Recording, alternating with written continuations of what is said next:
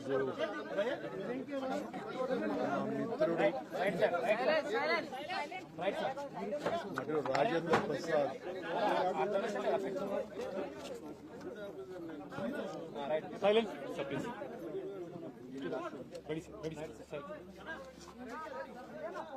చాలా unfortunate day.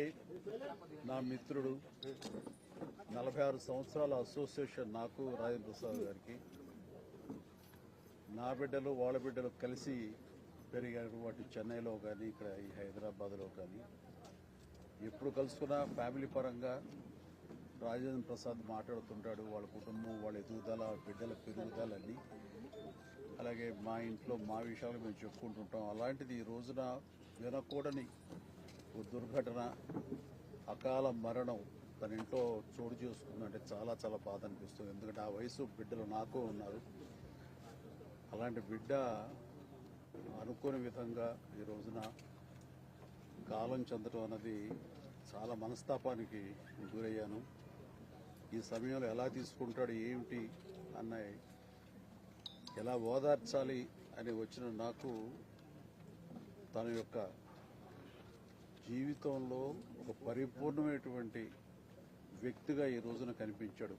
అందరికి తెలిసి అందరిని నవ్వించే, అందరికీ వినోదం పంచే రాజేంద్ర ప్రసాద్ ఈ రోజున తన వీట విషాదం జరిగింది. ఆ విషాదం ఎలా తీసుకుంటాడు అని అనుకుంటే తనకున్నటువంటి వ్యక్తిత్వంతో ఆ బాధను కూడా దిగమింగుకుని మళ్ళీ తప్పదు జీవితంలో మన అన్ని చవి చూడాలి, భగవంతుడు ఎన్ని పరీక్షలా పెడతాడంటూ ఒక వేదాంతలాగా తను మాట్లాడుతుంటే మరింత బాధ అనిపించింది.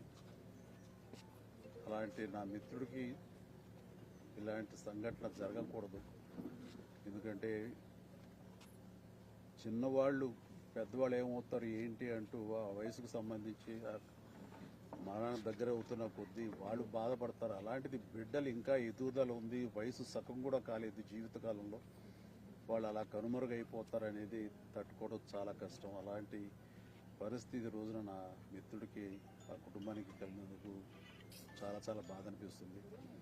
అలాంటి నా మిత్రుడు మళ్ళీ తిరిగి త్వరగా కోలుకోవాలని, ఈ విషాదం నుంచి కోలుకుని అందరికీ వినోదం పంచిపెట్టాలని, దైనందిన జీవితంలో ఎంత త్వరగా తను బయటికి రాగలిగితే, తన కుటుంబం ఈ బాధ నుంచి ఎంత త్వరగా బలం చేకూర్చుని వాళ్ళు రాగలిగితే బాగుంటుందని, అలా ఉండాలని కోరుకుంటా. భగవంతుని వాళ్ళందరికీ మనోధైర్యం ఇవ్వాలని కోరుకుంటూ, చనిపోయిన పాపకి ఆత్మ శాంతి కలగాలని కోరుకుంటూ